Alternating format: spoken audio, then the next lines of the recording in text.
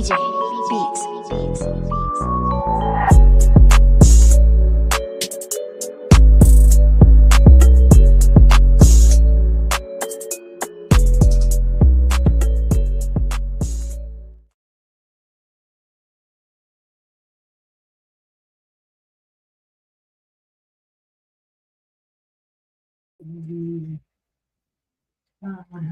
Shalom, shalom. Shalom, shalom. You can hear me? Hear me? Yes, sir. Shalom, King. Shalom.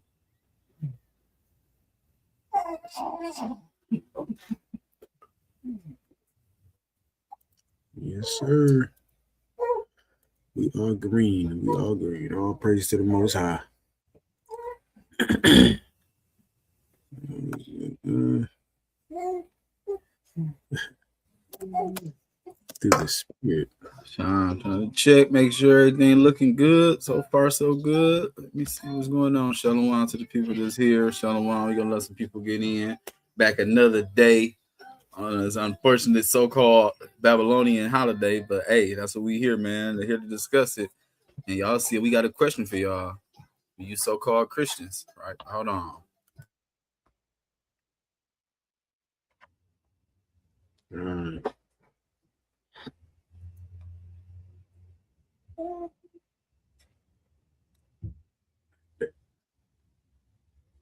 Got these up. This one. Okay. Yeah, we did.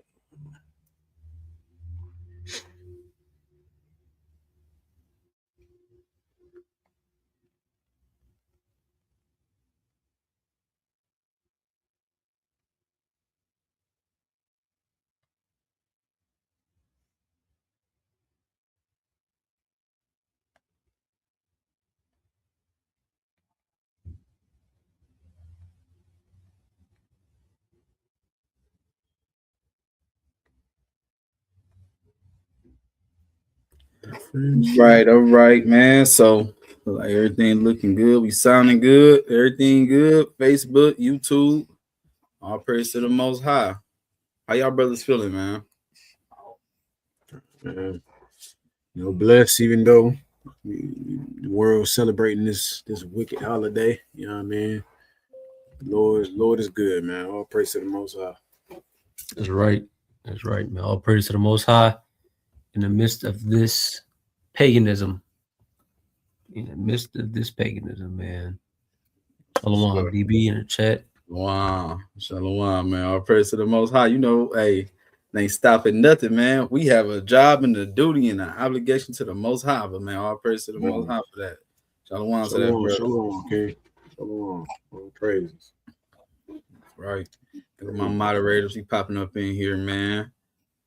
Brothers, man. Here are my brothers as always, man. We about to get to it. Definitely for some good edification and some education for y'all tonight. In my niggerdom terms. So, hope y'all feeling good regardless, man. Regardless, it's another day above ground. If you still have life in your body, it's still another day to repent, man, to seek the Lord and call out to him, because it's not over until he says it's over, right? That's so right. You hear, so the opportunity and the mercy, his mercy is still here, his loving kindness is still here, and we must not take that for granted, man. We must not take that for granted, and we must continue to grow in truth, right? Because it's like once we come into the knowledge of certain things, knowing is only half the battle. As we said before, we must use the wisdom and apply it into our lives. Otherwise, it becomes, it's useless information at this point, and we will be useless to the Most High, because his wisdom and his knowledge, what he gives us, is supposed to be, upheld above everything else, and we must apply it. So if we're not doing that, he has no reason to even keep us in this physical realm. He might as well bring you back to the spiritual realm, because you're not doing anything righteous at this point.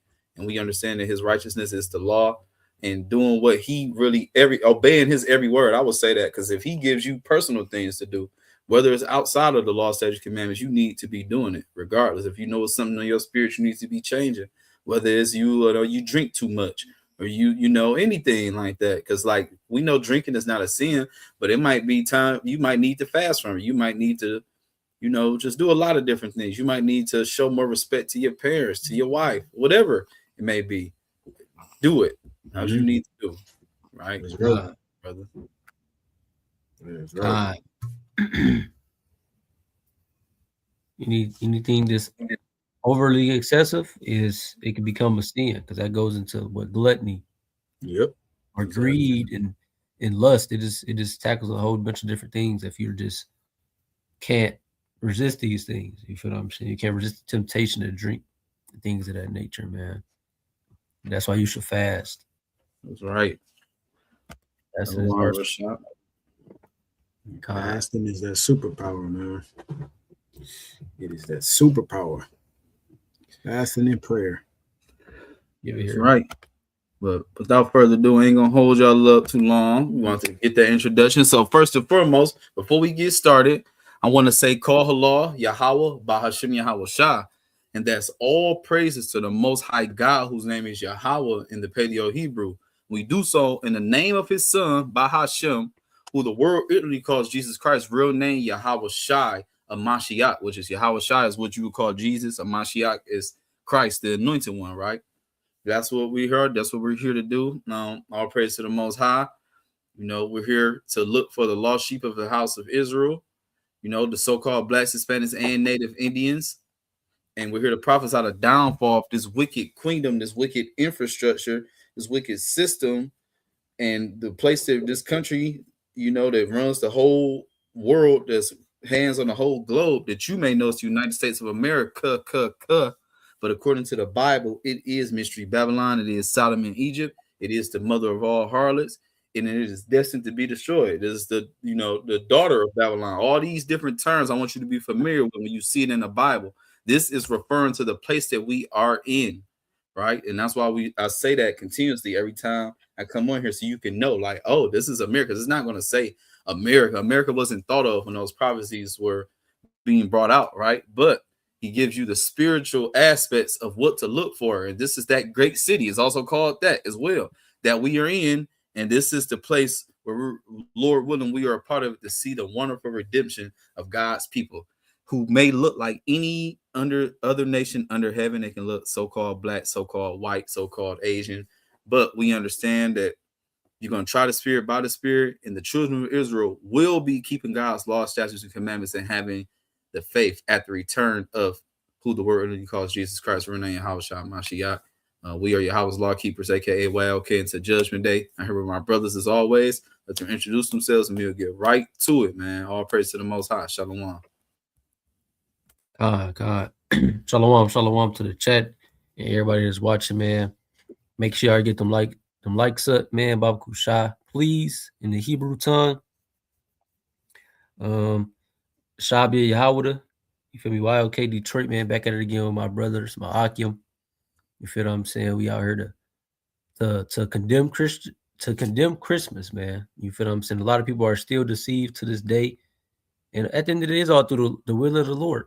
You feel what I'm saying? Us in his walk, we are witnessing Babylon. You feel what I'm saying? This is what this place is. It's nothing but paganism, idol worship, and a damn green screen, right? And this is the things that we have to save our people from. This is why he has risen up his servants. You feel what I'm saying? To redeem his people, to call all the lost sheep to the fold, and to bring them into the understanding that we have, man, that we are the true biblical Israelites. Then we must keep the commandments of God and have faith in Hamashayacha Yahawah, man. Lord willing, this lesson is edifying. Lord willing, y'all take notes, man, because these pagan holidays need to go extinct in the black community, man. It's a trap upon our people. You feel what I'm saying? With that, I yield, man. All praise to the Most High. That's a fact. It is a snare on our people's mind, man. But all praise to the Most High. It's your brother Kanya. We back again, you know, preaching repentance, you know, for the kingdom of heaven is at hand. You feel me? So in these last days, it's imperative that we get our spirits right, you know, our minds aligned with the Most High, and follow after him and him alone. You feel me? It's a lot of wickedness, a lot of distractions, a lot of things in the spirit that is going on that we need to focus on cleaving to the Lord, you know, more so now than ever. You know what I mean? So all praise to the Most High. You know, with that I yield. Yeah. That's right. Fire points, man. So without further ado, man, let's get started, man. Well, you know, we always do the segment. We get you with a quick clip, but you know, we definitely about to hit you with a heavy clip with the word of the day, right? But let's go ahead. Let's give them a quick word of the day for the people who might just be listening, who might not even be able to watch the whole lesson. We always gonna give you something to start with, right? But we definitely about to go into something fire. And wow, through the spirit, this is what the word of the day starting up with. The gospel. That's right. Oh, wow. All praises, man. Let's get it. Fine. This is, you know, like the brother said, man, this is just a quick segment. You feel me? Just a word, you know, that's needed to come out, man. So all praise to the Most High. This is YOK Word of the Day, or Word of the Day with YOK. Let's bring it out, right? So this is Isaiah chapter 61 and verse 1. It says, "The Spirit of the Lord God is upon me, because the Lord have anointed me to preach good tidings unto the meek. He have sent me to bind up the brokenhearted, to proclaim liberty to the captives, and the opening of the prison to them that are bound, to proclaim the acceptable year of the Lord, and of the day of vengeance of our God, to comfort all that mourn, to appoint unto them that mourn in Zion, to give unto them beauty for ashes, the oil of joy for mourning, the garment of praise for the spirit of heaviness, that they may be called trees of righteousness, the planting of the Lord, that he might be glorified." And all praise to the Most High. This is the gospel, and the gospel is to our people, to the people of Zion, right? And that's who he's coming to, you know, lift up, to give comfort to, right? And that, you know, and it's the acceptable year of our Lord, the day of his vengeance. Like, that's what we're waiting on, the Lord to avenge us of the bloodshed, of the trials and tribulations, of the wrong abominations that we've suffered in this land, in this captivity. And the Lord is going to come to make these things right. And we have hope and trust in these things, and we wait patiently for it. Lord willing, we endure unto the end, man. So all praise to the Most High. Right. And for the people who does not know, if someone wants to ask you what the gospel is, this is where you go to prove exactly what the gospel is, according to, you know, biblical knowledge, according to what is actually directed and what Christ was actually quoting in Luke chapter 4. This is the gospel. That's right here. This is exactly what he was quoting from. This is what you would understand. This is what the good news is. This is where it is, according to the Bible. Right. So without further ado, man, we're going to get into this lesson as we got a question, right? Well, you can go ahead. Yeah, you can. Sure. That's exactly what he wrote, just for edification's sake. Go ahead. This is the book of Luke chapter 4 and verse 17. It says, "And there was delivered up unto him the book of the prophet Isaiah. And when he had opened the book, he found the place where it was written, The Spirit of the Lord is upon me, because he have anointed me to preach the gospel to the poor. He have sent me to heal the brokenhearted, to preach deliverance to the captives, and the recovering of sight to the blind, to set at liberty them that are bruised, to preach the acceptable year of the Lord." And he closed the book, and he gave it again to the minister, and sat down, and the eyes of all them that were in the synagogue were fasting on him. Right? All praise to the Most High. Right? That's right. So back to the lesson at hand, right? We're just showing you that. So we have a question, and this people may ask this. I don't know. Should Christians? We just doing that. People say they're believers, right? Should Christians actually celebrate Christmas, right? If you are a true Christian to the word, down to the letter, a Christian will be a follower of Christ. Not just a person that says they believe in Christ, but an actual follower of Christ is going to be one who walked in the way that Christ walked, right? So one, we have to ask even more questions when you ask these questions, right? Did Christ celebrate Christmas? Yes or no, right? Which clearly he did not, right? And then, did Christ keep the law? We know he did that, right? So if you are a true Christian, you're going to do exactly as he did. No, he did not celebrate Christmas. And yes, he kept the laws of God, right? And when we are told certain days to keep that are holy unto God, he tells us everything is to keep, right? So we're going to go there and let's see if Christmas is even one of these things, right? Let's see if it's one of these things that he tells us to go to. Let's go to Leviticus 23, because according to the law, the Most High tells us as Christians, as believers, especially as Israelites, what it is we should be doing. There's laws for every single thing, right? And we know God isn't changing. This is the Torah. This is his law, statutes, and commandments. And these things are everlasting, right? So let's just get it from the top. We can just dig into this one, right? And then we can go, go on about our business. So let's just see, is Christmas ever spoken of in the festivals or the holidays or the holy days of the Most High God, right? Let's see. Bring it out. It's the book of Leviticus, chapter 23 and verse 1. It says, and Yahawah spake unto Moses, saying, speak unto the children of Israel, and say unto them, concerning the feast of Yahawah, which ye shall proclaim to be holy convocations, even these are my feast. 6 days shall work be done, but in the 7th day is the Sabbath of rest. In holy convocation ye shall do no work therein. It is the Sabbath of Yahawah and all your dwellings. So the first thing we see is the weekly Sabbath, right? That's a week to week. And we understand according to the Bible and, the history of our ancestors and what they've done, our Sabbath is dictated by the moon.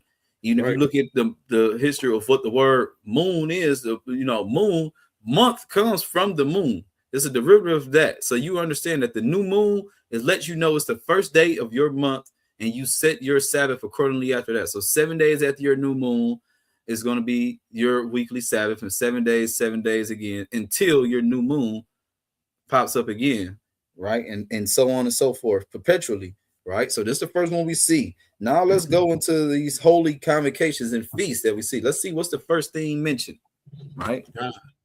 Verse 4, these are the feasts of Yahawah, even holy convocations, which ye shall proclaim in their seasons.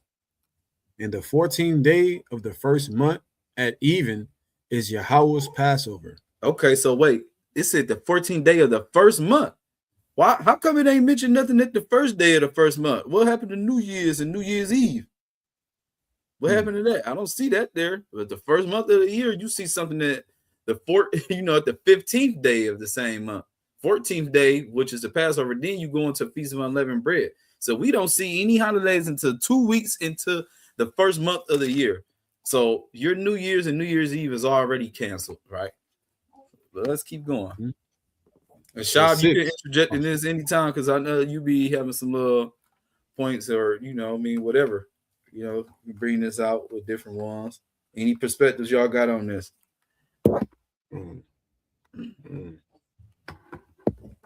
Let's keep going, though. Yep. Verse 6 says, and on the 15th day of the same month is the feast of unleavened bread unto Yahawah.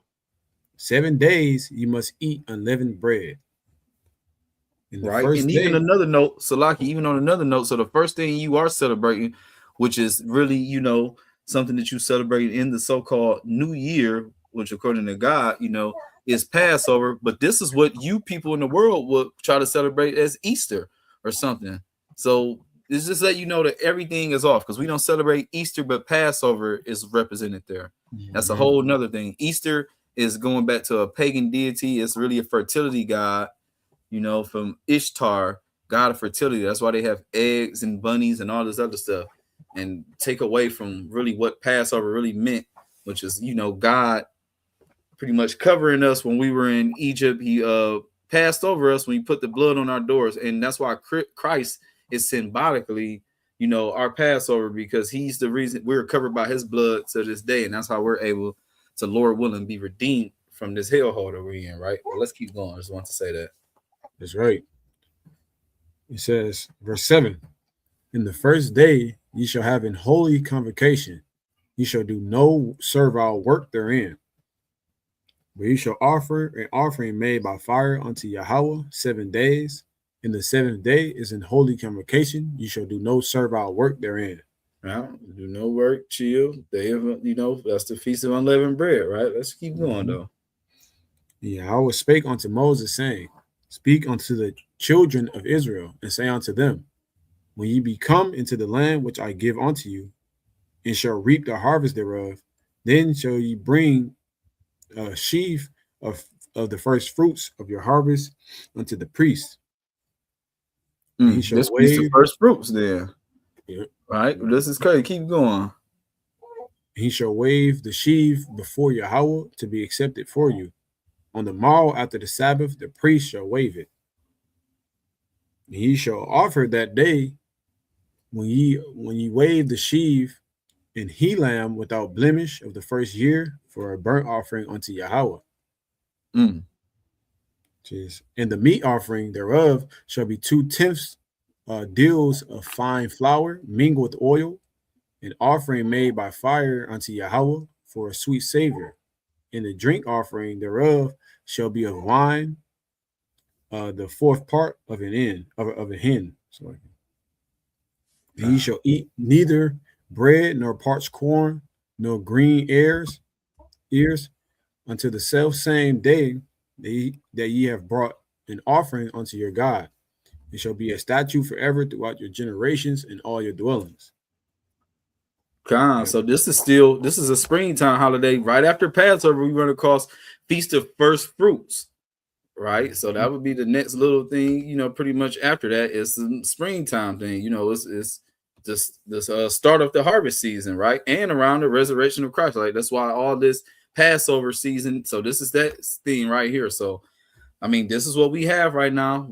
Let's keep going. Let's see what else. Let's see if Christmas pops up eventually. I'm waiting to see. Because we're supposed to do what God told us to do, right? Am I right?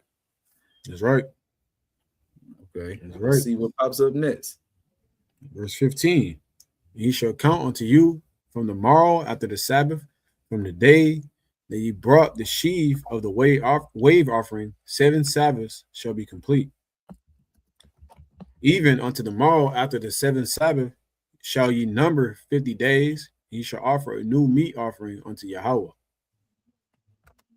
Ye shall bring out of your habitations 2 wave loaves of 2/10 deals, and they shall be of fine flour.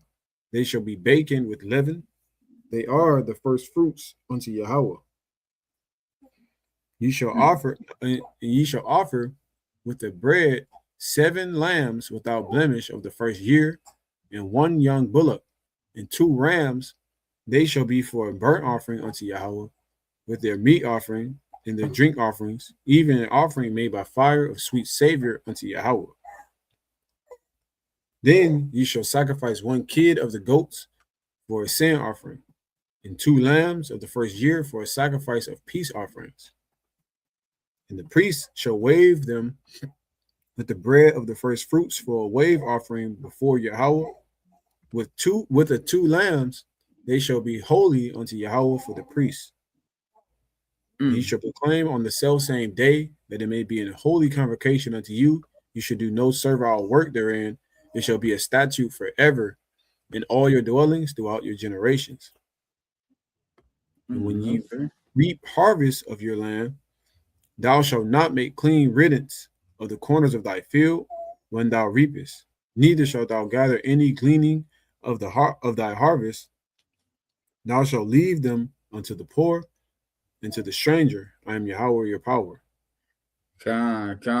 So I believe in between this, right? It even jumps because I know it's certain things. It's usually like because doesn't like Pentecost fall in between these times and stuff like this.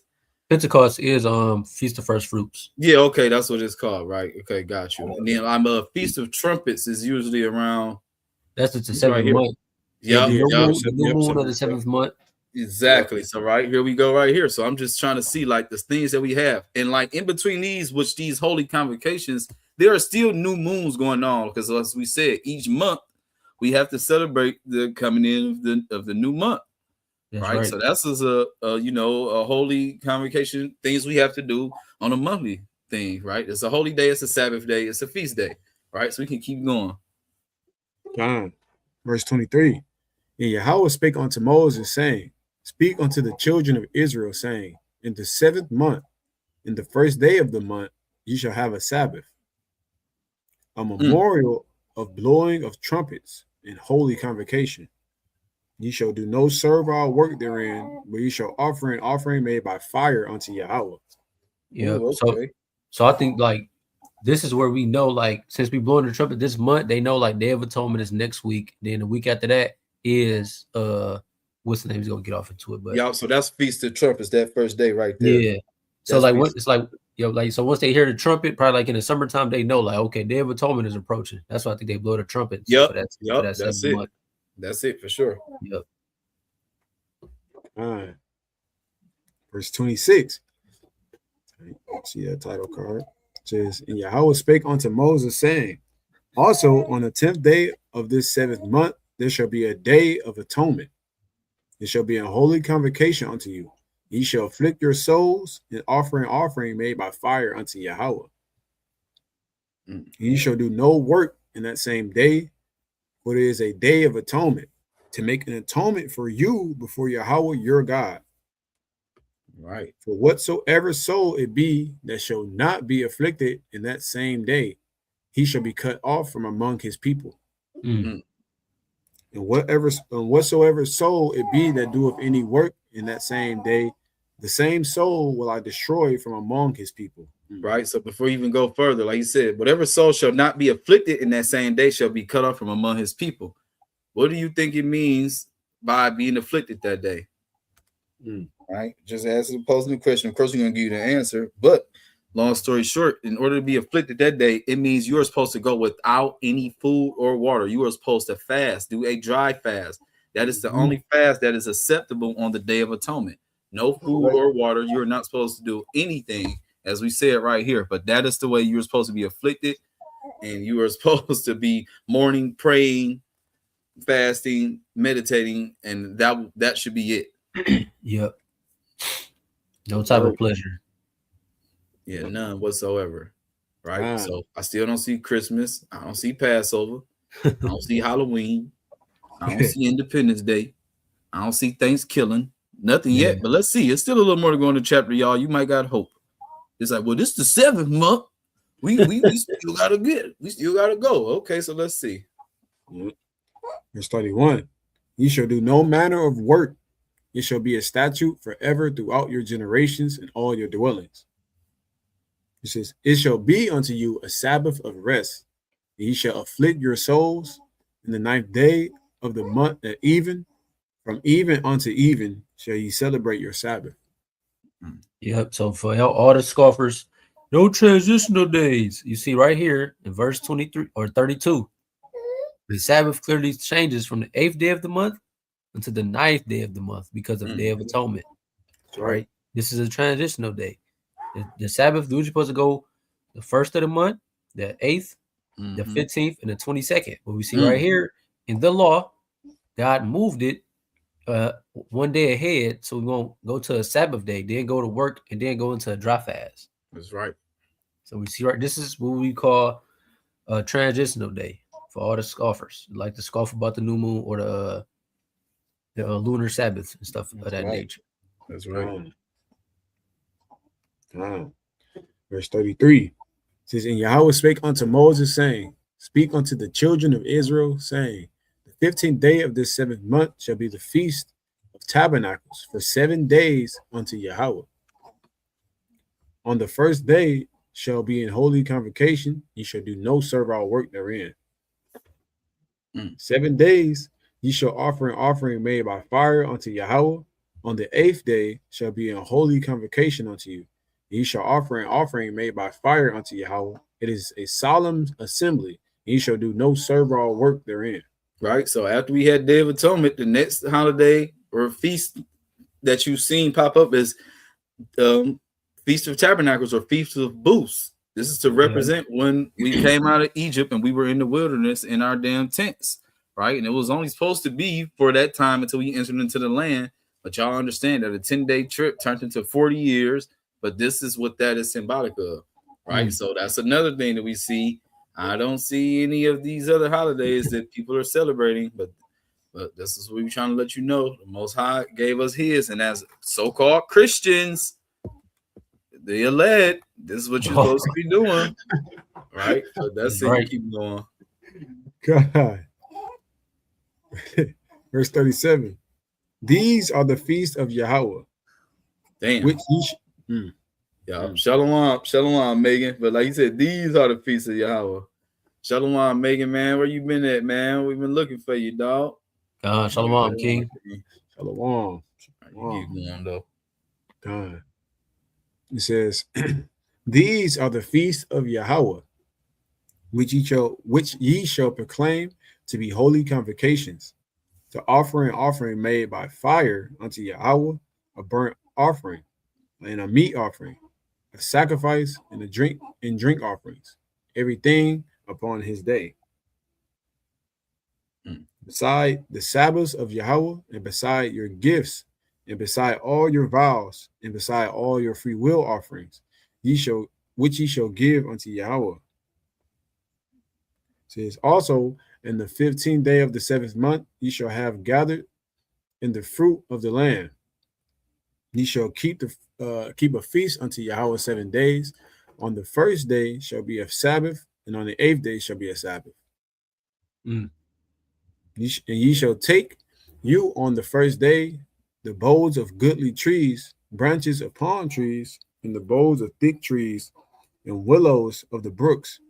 And ye shall rejoice before Yahawah your God 7 days. And you shall keep it a feast unto Yahawah 7 days in the year. It shall be a statute forever in your generations. Ye shall celebrate it in the 7th month. Ye shall dwell in booths 7 days. All that are Israelites born shall dwell in booths, that your generations may know that I made the children of Israel to dwell in booths when I brought them out of the land of Egypt. I am Yahawah, your power. And Moses declared unto the children of Israel the feast of Yahawah. Well, no, the chapter ended, y'all. I don't know. I thought you had more, but it's over. So as we said, that last one of the year, that's what you see. It's the Feast of Tabernacles or the Feast of Booths, as I said. It's to represent when they were brought, the Israelites were brought out of the land of Egypt. That's so right. Where the hell is Christmas at, y'all? We Christians, this Jesus' birthday, right? All this crazy stuff that you're hearing, right? So if it's not here, if it's not listed in these holy days, these are the feasts of the Lord right here, as it said. If it's not here, then where does it come from, right? What is the history of Christmas? Why are we doing this stuff, right? So before we get started, I was doing stuff at the end, but I want to start somewhere with a video, right? Because all our people know, I remember back in the day, man, when I was in, this is like 10 years ago or something. I'm at school, or I used to watch the Boondocks every day. And I appreciate it. It's one of the funny shows, right? But they was always promoting the truth right in our faces, right? And he gave us everything we needed, right? So before we even show this, I want to show a video. We're going to fair use everything. So you ain't trying to get us and all this other stuff. But we're going to show part of the history of why you are celebrating Christmas and the way that you are doing it right now. This is all paganism. This is not ordained by the Most High God. It is not of him. It is in fact of Satan. This is what this is, and this is what you are partaking in. So we can't make excuses like, well, let's do for this, but I'm doing it for this. We can't make our own rules and regulations on things and be like, well, I know it represents this, but I'm doing it for this. Like, if it was set for it to be what it was set for, I don't give a damn what you think your purpose is. You are automatically going to be in alignment with the origin of it. There's no way around it. I don't know how you think you can establish your own rules to something that's been established way before you even been along. We can't rewrite history. We can't put our own traditions on something that was marked to be what it is. You know what I mean? Like, just right now, he told us, like, Feast of Booths, Feast of Tabernacles, right?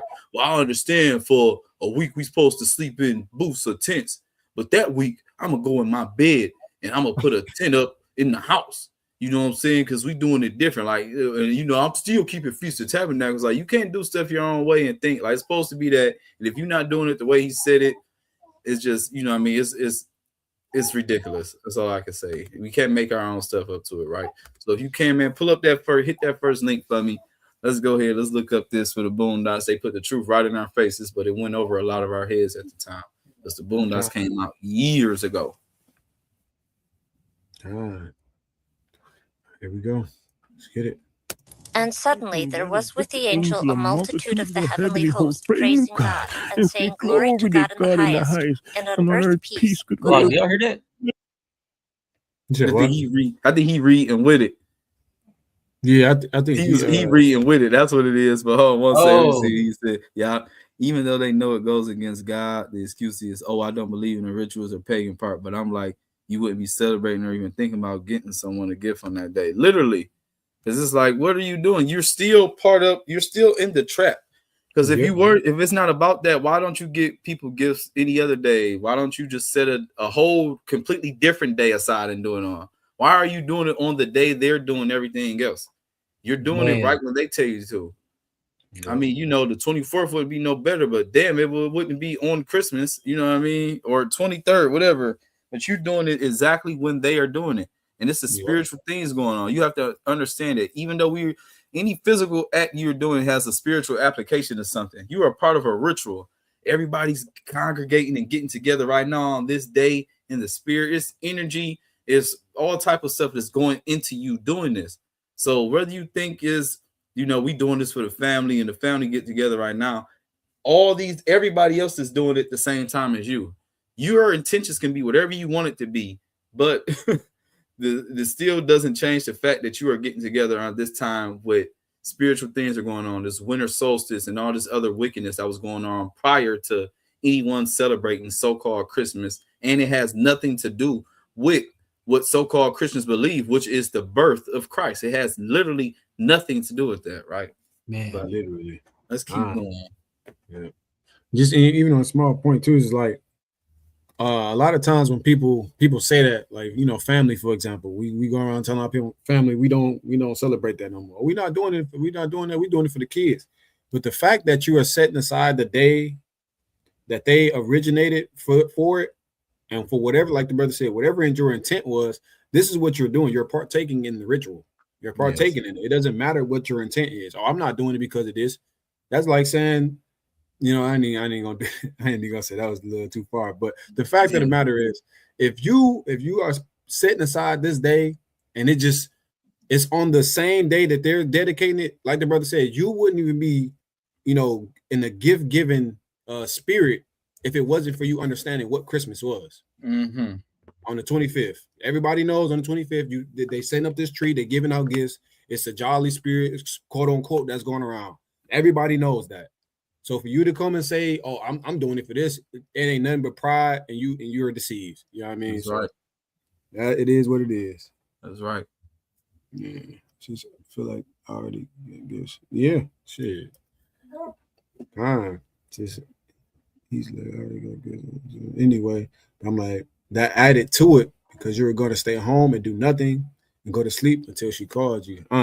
Yep. This one too. Yeah, and it's the temptation around this time is crazy. Because family and friends can come and they can give you any kind of any of them sob stories. You feel me? And you know, once you let your ear get enticed by certain things, you know, if you're not strong in the spirit, you're not gonna be able to reject. That's right. You know what I mean? But you have to stay strong in the Lord, bro. This is that time of testing. It don't matter who it is. That's right. To hell with Christmas. That's right. That's right. All right, Con, let's get into this video. And suddenly there was with the angel a multitude of the heavenly host, praising God, and saying, Glory to God in the highest, and on earth peace, goodwill toward men. And that's what Christmas is all about. Oh my God. You hear that, boy? That's what Christmas is all about.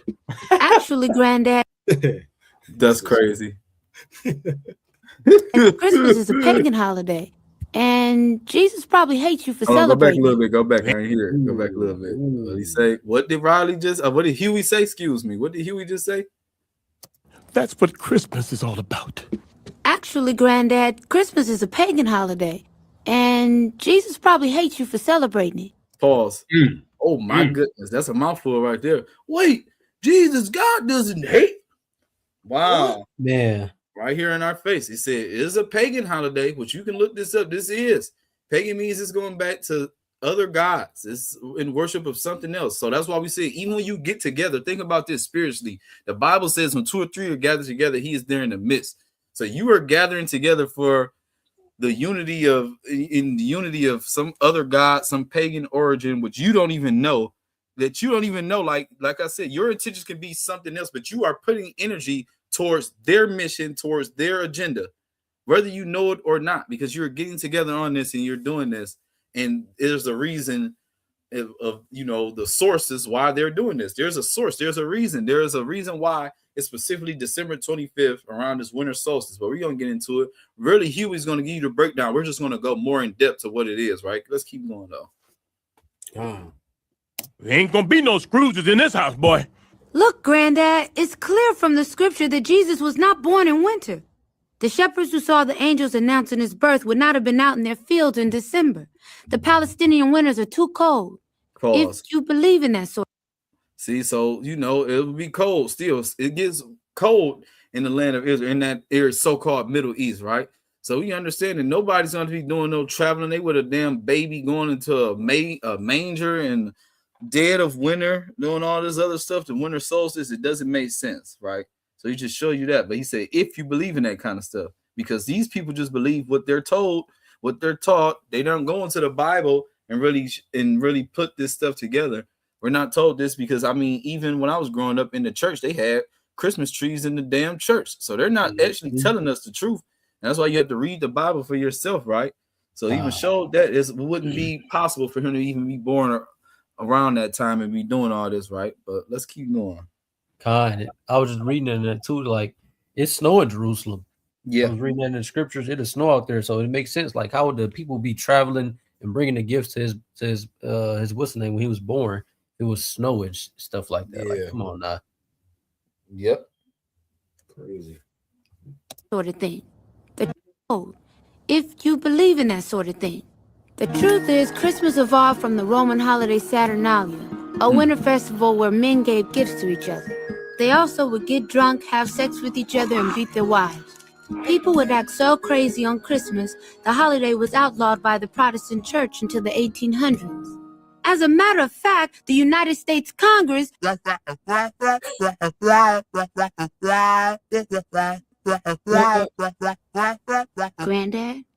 Granddad? I'm sorry, boy. What was that?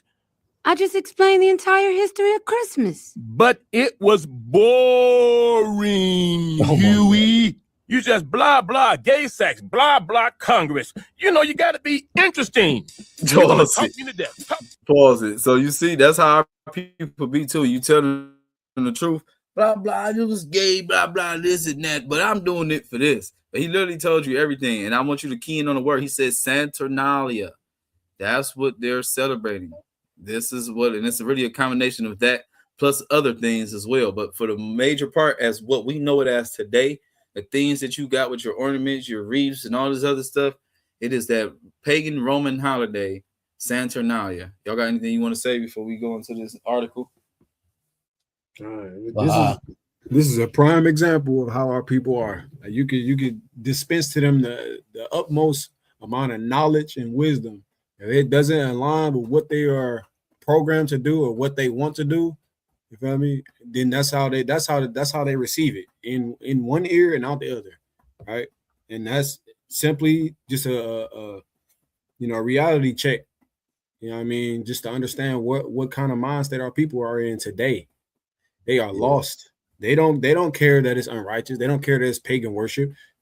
They make any excuse to celebrate it and partake in wickedness. You know what I mean? So this, just like I said, a reality check and understanding where we are and how our people are today, man. Yep. Hey, man, I never slept on this. This one of the ones you got to go back and watch, bro. They put a lot of stuff in your face. Like, it's funny, but they was definitely speaking the truth. And that's why I feel like they didn't even want this thing to continue to go on. And a lot of different things they was thrown in our face. Now, even though his part where he gave it, it was short. So I want to hear his again, but let's see what Shaw got to say. I want to hear we get a breakdown again before we go into this other article.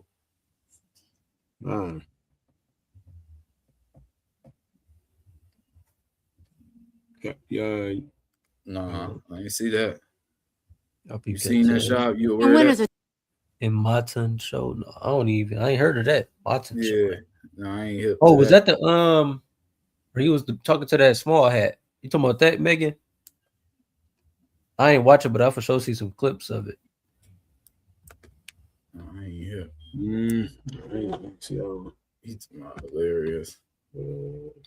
He's talking about that. I think he probably talking about that one with the small hat.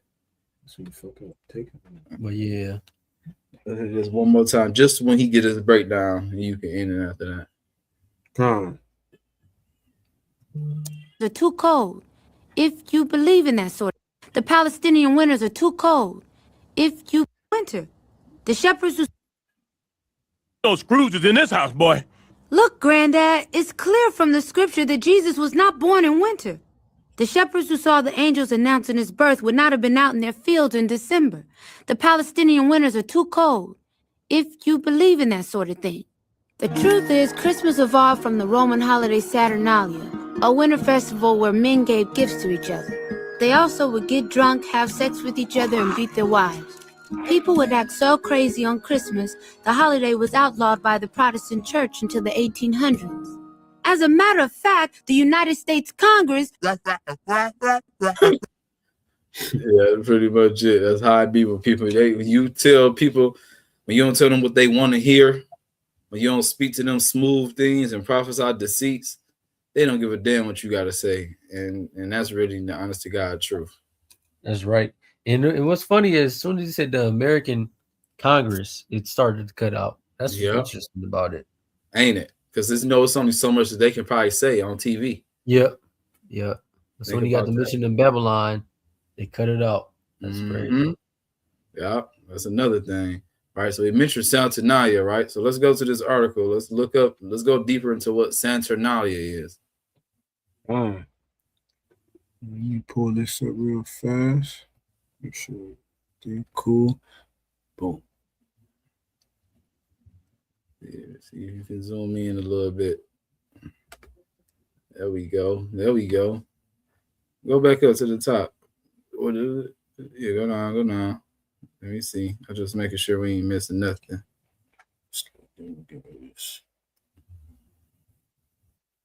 Oh, Saturnalia. Yeah, right here. I definitely need to start here. Saturnalia, held in mid-December, is an ancient Roman pagan festival honoring the agricultural god Saturn. So before we go here, let's go what the Ten Commandments say about what Yahawah say about other gods. Then before we go here. So you should have no other gods before me, right? There we go. So whether y'all know it or not, your intentions is for the kids, for all of that. This is what you're honoring, and you are breaking one of the. See, y'all don't even care. You know what I mean? This is one of the 10. Y'all think it's only the 10. Well, this is one of the 10 that you're breaking. So let's bring it out. God, this is the book of Exodus, chapter 20 and verse 3. It says, "Thou shalt have no other gods before me." No, you should have some. It says, "No other gods before me." Right? Even get the next one too, because that going into that, it goes into much more. Like it's sin on top of sin with this damn holiday. It says, "Thou shalt not make unto thee any graven image or any likeness of anything that is in heaven above, or that is in the earth beneath, or that is in the water under the earth." Right? So y'all got Christmas trees and all these different type of symbolism. There's a graven image in your damn house, candy canes, Santa Claus, all these different things. Those are idols, because all we have to do is mention it. I can just throw up 3 things for you and be like, we can just play guess that holiday. And I just mentioned candy canes, Santa Claus, Christmas tree. What's the holiday? Everybody gonna know it. You're gonna get that right 1,000 times. What holiday has? You could name one. What holiday has candy canes? Oh man, you know what I mean? It's easy. What holiday has stockings? There's so many idols that goes with this, because there's so many things that represent this damn Christmas. Is crazy. But this is what you're doing, right? Idolatry, putting other gods, worshiping other gods before the Most High God, right? So let's go back. Yeah, Saturnalia said honoring the agricultural god Saturn, because of when the holiday occurred near the winter solstice, which you're in now. This is the time. Saturnalia celebrations are the source of many other traditions we now associate with Christmas, such as wreaths, candles, feasting, and gift giving. Everything that you do, this is what it comes from, and this is the symbolism why you do it. This is not anything original or unique. This is from Saturnalia, right? Let's keep going. What is Saturnalia?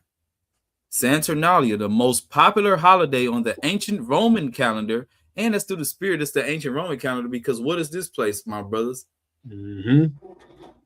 Gregorian. Yeah.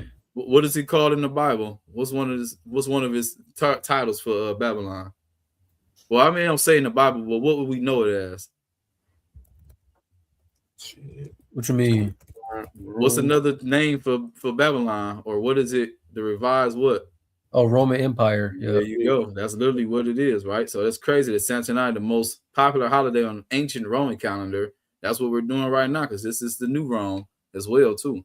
Derived from older farming related rituals of midwinter and the winter solstice, especially the practice of offering gifts or sacrifices to the gods during the winter sowing season.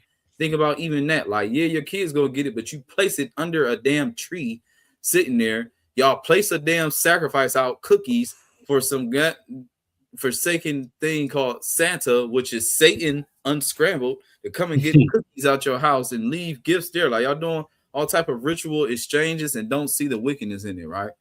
Now I'm gonna keep going, right? This is the pagan celebration of Saturn, the Roman god of agriculture and time, began as a single day, but by the late Republic, 133 through 31 BC, it had expanded to a week-long festival beginning December 17th. On the Julian calendar, which the Romans used at the time, the winter solstice fell on December 25th. It's making some sense, right? Y'all got anything? Let's keep going. Give me any points, though. We keep going on this. What y'all think about this so far? This is the origin. This is the origin, man. And that's what you have to do to uncover the truth. You have to go to the source, the origin of it. What does it originate from? Right. Look, how the Romans celebrated Saturnalia. During Saturnalia, work and business came to a halt. Schools and courts of laws closed and the normal social patterns were suspended. What's going on right now? What's going on right now?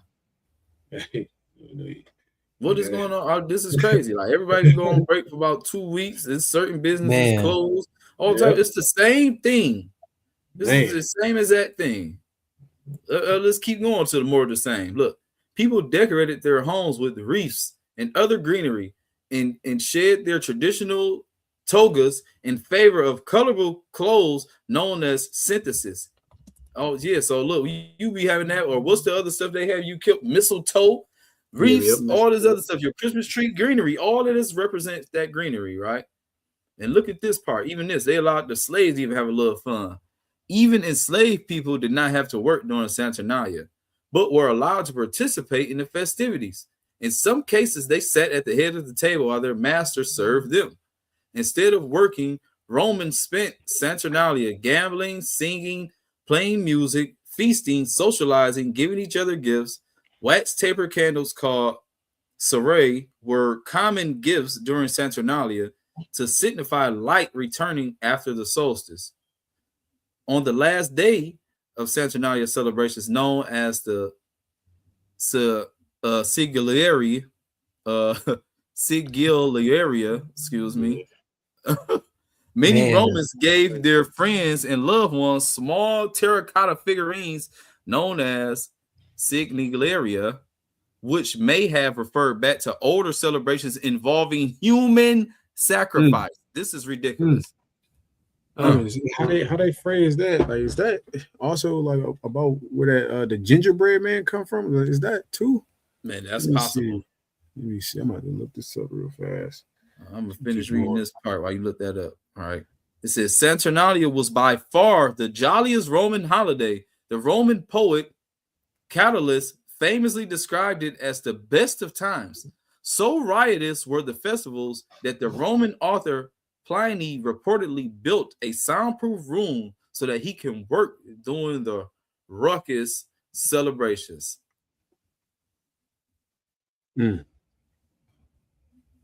Temple of Saturn and other Saturnalia customs. Let's see. Constructed in the 4th century AD to replace an earlier temple, the Temple of Saturn in Rome served as the ceremonial center of later Saturnalia celebrations. On the first day of the festivities, a young pig will often be publicly sacrificed at the temple, which was located in the northwest corner of the Roman Forum. The cult statue of Saturn in the temple traditionally had woolen bonds tied around his feet, but during Saturnalia, these bonds were loosened to symbolize the god's liberation. In many Roman households, a mock king was chosen. The Saturnalicus princeps, or leader of Saturnalia, sometimes also called the Lord of Misrule, usually a lowlier, member of the household. This figure was responsible for making mischief during the celebrations, insulting guests, wearing crazy clothing, chasing women and girls. This is the damn Grinch. This is all this other stuff is going on. This is crazy. Wow. What? Look how much stuff we seeing. Wow. Wow. The idea was that he ruled over chaos rather than the normal Roman order. The common holiday custom of hiding coins or other small objects in cakes is one of many dating back to Saturnalia, as this was a method of choosing the mock king. You going? It ain't that much more on here. How Saturnalia led to Christmas. Thanks to the Roman Empire's conquest in Britain and the rest of Europe from the 2nd century BC to the 4th century AD, and their suppression of older seasonal rites practiced by the Celts and other groups, today's Western cultures derive many of their traditional celebrations of midwinter from Saturnalia. The Christian holiday, of Christmas, don't even make sense because how is it Christian? It's not in the Bible. Especially owes many of its traditions to the ancient Roman festival, including the time of year Christmas is celebrated. The Bible does not give a date for Yahawah's birth. In fact, some theologians have concluded he was probably born in spring, as suggested by references to shepherds and sheep in the nativity story. But by the 4th century AD, Western Christian churches settled on celebrating Christmas on December 25th, which allowed them to incorporate the holiday with Saturnalia and other popular pagan midwinter traditions. This is ridiculous. Damn. This is the truth. Damn. This is the truth. This is where it comes from. Like it, believe it, understand it or not. This is the origin of your good old Christmas. Right?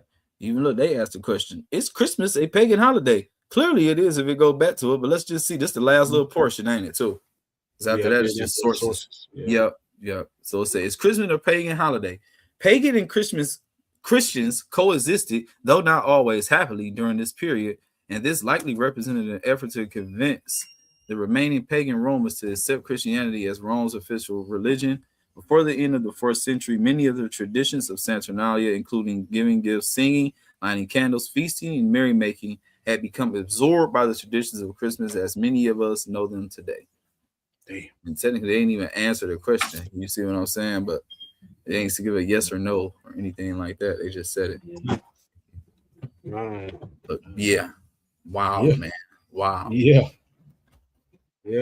And it's crazy too, because when you look at it, just the layers of lies that are centered around these holidays, especially Christmas. You know what I mean? When you really look at it the first time, they tell you it's a celebration of Santa Claus coming to give gifts to the good children and whatnot. Then it goes, when you go a little bit deeper, this is Christ's birthday, and we go a little bit deeper. You know, it's showing you that this is a pagan holiday rooted in Roman culture, right? This is what it is. It's layers and layers of lies that creates confusion, and we know God is not the God of confusion. We know that. So how can this be a God? How can this be what we're supposed to be doing when it's all these lies stacked on top of each other? It doesn't make sense. It doesn't make no sense. Literally. Oof, man. Pagan. So is Christmas a pagan holiday? Hell yeah. Yes. Hell yeah, it is. Right. That's what it is. It's so much stuff tied in. I didn't even know that the Grinch came from something like this. Like, this crazy. I learned something still. I knew about Saturnalia, but I learned something. This video is just crazy how the Most High can still just throw something right there for you. Man. Damn, I didn't even know that. Man, yeah, that's crazy. Yeah, this is nuts. Did you find what you was looking for, Kanye? Nah, yeah, I did, but they really said it didn't have any what I was looking for. It didn't have really any ties. But when you look at the terracotta figurines and then the gingerbread man, they do have similarities. But you know what I mean, I will have to look at a source. Got you. So I got another one too, right? I just got another one. It's still on this. It's still Saturday night, but I want to go into another part of the history and the partaking of what our people do. Because like I do want to show, you know, the whole Christian aspect just for people in general. I want to open up because it's a lot of people that call themselves Christian, right? But we understand that anybody can say they are Christian, but anybody can't be an Israelite, right? So my people, the Israelites, so-called Black Hispanics and the Native Americans, are such big participators on this is sickening, right? Because like I said, we are stolen people brought up here on stolen land. We don't have anything to do with the Romans or Babylon or anything like that, right? But it's things that come apart with this place, this society and everything. Oh, Barakatah. Water. But it's things that come along with it. And some of it, right, is the damn music, right? These songs, these carols that they put inside your mind, right? And one of the main ones that people love to say, you will hear it everywhere, you know, which the Bible gonna say one of them is a smaller one, which is Deck the Halls, which we're gonna pull up, right? But I want to go to this other one, this main one that especially affects so-called Black Hispanics, Native Americans, is jingle bells. Jingle bells, jingle all the way. Everybody loves singing. That's the biggest thing ever, right? So I want you to look at this, right? This is the Black Wall Street times, right? We about to look up the history of jingle bells, like all this thing. The deeper you go into this damn massacre day, this unholy day, the more you figure out and how evil and bad it was, especially for our people. So our people have no reason in hell to be dealing with this day. And as you see, my brother got the title of, look at this, The Dark History of Jingle Bells, from blackface minstrelsy to Christmas classic. Wow. Right? So we're going to go into some things, right? So let's look up there. That's the beginning, right? All right. Yeah. The cheerful melody of Jingle Bells is an indelible part of the modern holiday soundscape, synonymous with winter wonder and festive joy. Yet this seemingly innocent classic, penned by James Lord Pierpont in 1857, right in the middle of slavery, carries a troubled history. It's strictly linked to the dark era of American slavery and the racist performance tradition of minstrelsy, right? To fully appreciate its legacy, we must look beyond the jingly course and confront the uncomfortable context of his creation and initial reception. Right? Jingle Bells was originally named One Horse Open Sleigh, and they say it in the song, right? So look at this. Originally titled One Horse Open Sleigh, the song debuted in the very heart of minstrel culture. Historical research suggests that the song's first known public performance took place at Ordway Hall in Boston in September 1857, featured in a program by blackface minstrel performer Johnny Bell. And if people don't know, if you look up what minstrel is, this is basically a genre of music, right? This is a genre, right? Look up minstrel show. I'm sure they're gonna get a breakdown. I just want y'all to see this. Like if you just Google minstrel show real quick, Kanye. Google this real quick, and so people can know what it is when you see that word minstrel in that way. Yeah, minstrel show. Type in minstrel show. Now let's see what Google pops up. Look at that. Look at that. Minstrel shows were popular before slavery was abolished, sufficiently so that Frederick Douglass described blackface performers. I'm trying to see. Was an American form of theater developed in the early 19th century. The shows were performed by mostly white actors wearing blackface makeup for the purpose of what? Let me see. I can't see the rest of it. This is what they're doing. There you go. I don't see it. Oh, sorry. Yeah, put up a new page. Yeah, it said blackface makeup for the purpose of portraying racial stereotypes of African Americans. So Jingle Bells is a part of the minstrel show or minstrelsy. This is what it is, to make fun of us. White people wearing blackface minstrels. So when you see that terrible stuff, that's what it goes back to, blackface. And I believe they're gonna go into it, but I just want you to see that image that popped up. Everything they done about this place. What has this place done good for us? They had a whole damn genre that's going against us. Look at this. Hold on, go back. I just seen a little something else on there. I didn't even read it. It said right here, it said there were very few African American performers and black only minstrel groups that also formed and toured. Minstrel shows stereotype black people as dim-witted, lazy, buffoonish, greedy, cowardly, superstitious, and happy-go-lucky. A recurring character was Jim Crow, an exaggerated portrayal of a black man in tattered clothes dancing, whose name later became synonymous with the post-Reconstruction period in American history. Ain't that crazy? They brought that nigga name back. Crow.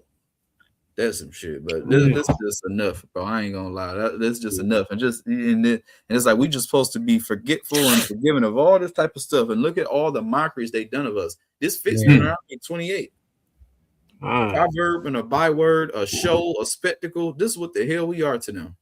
That's right. Right? But look at that picture. That's him too. That's a white man in blackface. Look at him. Yeah. Wow. It's a white man in blackface. This is what he's doing. Keep going down now. Let's get to some of these words. Let's get this breakdown, right? Look, minstrel shows were a form of entertainment where white performers donned blackface makeup to mock and caricature enslaved and free African Americans, popularizing deeply racist stereotypes. Keep going. The link to minstrelsy casts a long, unsettling shadow, while the surviving lyrics of Jingle Bells itself are focused on slave riding, flirting, and a minor accident. Its inclusion in a minstrel show aligns it with a theatrical genre built on the dehumanization of black people. And this is what y'all love. That nigga probably playing in their house. I guarantee you, niggas that played that song this morning. They was play it, yeah. No, they was. This is crazy, right? Look at this. The popularity of the catchy tune, therefore, could not be entirely divorced from the cultural mechanism that capitalized on and normalized racial mockery in the mid-19th century. Pierpont, the composer, had financial incentives to write music that fit the popular and lucrative minstrel stage, regardless of his personal conventions. Furthermore, James Pierpont's own history complicates the song's narrative. Born into a staunchly abolitionist New England family, he later moved to Savannah, Georgia, where he became a supporter of the Confederacy during the Civil War, even writing patriotic songs for their cause. So he was a part of the damn Confederate States, Civil War. Everything about this dude was damn racist that made this song. Look, the song's popularization through a racist medium is indisputable. You can't dispute it, right? This familiar and ideological break is significant. Pierpont's political alignment with the South defense of slavery stands in the stark contrast to his abolitionist relatives and connects him, however, indirectly to the forces that have held the institution.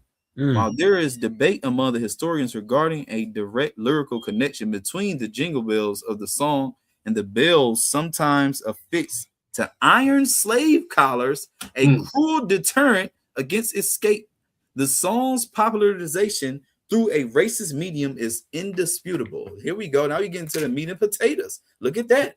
Oh, look at that. What's that definition say, Kaya? What is it? What is this thing we're looking at? It says an iron slave collar with attached bells, a punishment and tracking device used during American slavery to mark, restrain, and to monitor enslaved people, illustrating how bells were historically associated not only with transport and livestock, but also with bondage and surveillance. Yeah, go back a little bit. So this is how they say surveillance is more than just cameras. This is how they know where to hear you at. Your ears work, your eyes work. So think about it. Our people was known for trying to run and do something. Right here, this make it very hard to do that. Okay, even if you get far away from human ears, what about dogs? The dogs gonna hear them bells still going off. You know, they sending them damn bloodhounds at you, them horns and everything got you coming to get you, but trying to run. Man. Right? Let's keep going on this, though. It's a little more. Look at this. Oh, my goodness. Look, the cheerful sound of the bells for many is a reminder of slaves and snow. For others, the very instrument of the title is historically resonant with the pain of bondage. Today, Jingle Bells is a global phenomenon, often performed without any acknowledgement of its origins. However, understanding is beginning in blackface minstrelsy And the composer's Confederate sympathies is wholly necessary, right? And it's also made me think, right? This fits the curses. Jingle bells is another part of us knowing that we are Israelites, because in the curses of Deuteronomy, it mentions that he would put a yoke of iron upon our necks as he's destroyed us. That yoke of iron we just showed right there just happened to have bells on it. And this is something that you're seeing every single year, celebrating, you know, basically being in the spirit of your slave masters, of your oppressors, of your damn enemy. This is your enemy. This is where you are. You are in the land of your enemies, held captive and acting as they do. Shitting on yourself. Man. All right, let's see if there's a little more on here. Yeah.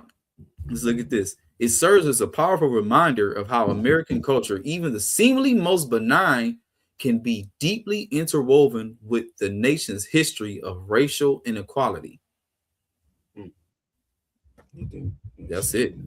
And that's the truth. And that was a hell of a finish too. It serves. So you have to know that's what this place is. It's deeply interwoven. It's in this country's DNA. Man. Right? It's in this country's DNA. So think about this, right? And we can go to the Bible, right? If hatred, if racial inequality, hatred, bloodshed, all this is deeply woven into this nation's DNA, how could they look at the children of Israel, so-called Blacks, Hispanics, and Native Indians, any different? Because in order for them to do that, in order for any Gentile nations to come and keep the law, statutes, and commandments of God and have faith in Yahawah HaMashaYACH, they have to follow the Israelites to do that, right? But our people are not in condition to do that. We are acting like the heathens. Only the elect is going to do that, right? And our people are not prominent enough to make anybody else even want to be like us. They want to be like the heathen. They want to be like what they see on TV, the puffs, the rappers, the movie stars, the NBA players, the people that's not following the laws of God. So in order for people, you know, is camps out here that saying now that they're going to, you know, make it, especially I'm hoping they're not saying Babylon, because I don't see it at all. But for anybody to make it, they would have to be in alignment with the children of Israel, keeping God's laws, statutes, and commandments. But Israel will have to be propped up. But the Bible describes us as worms, we're low, we're all these other things. So they wouldn't have a reason to even humble themselves. Why would they, when they have so much history of demeaning and stepping on these people and destroying the people? Why would they put themselves under somebody that's already low to the ground? That would literally be them putting themselves in their graves, because we're at the bottom. So I yield with these points, man. Fuck Christmas. Excuse my language if his kids on here, but I just want you to know it. It has nothing to do with us. It's not for us. And if you continue to partake in things you know you shouldn't be, may God have mercy on your soul, because there remains no repentance for sins when you know you're supposed to do better. That's right. God, man, I just had a little quick, real small point, man. Not nothing too crazy, but just showing you how these heathens are just, they're abominable, man. You feel what I'm saying? Because we all know that Esau, aka the Romans or the Greeks, these people are perpetrators. You feel what I'm saying? They take things from other people and they make it their own, and they make it worldwide. You feel what I'm saying? I'm about to send this link to the chat real quick. Right. Let me get this one. Pull this up. This one real quick.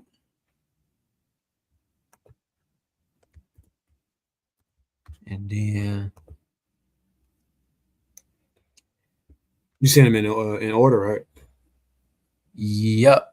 Oh, I see you did send some. Well, before you get there, let me get this last little. It's like a 3-minute video to kind of for people to know if they can search this one up, because like I said, we get a in-depth breakdown of it with just what to go into, but it's a quick video with them basically explaining the whole jingle bell thing. So I think it's about 3 minutes, and really you don't even need the whole 3 minutes. It's a woman to do it. You don't even have to have the video up. But if you, I mean, you can, but you can just play it. It might play like 2 minutes of it, and then we can get Shah Point. I see, because he going into other deeper roots with it. I see what he posted.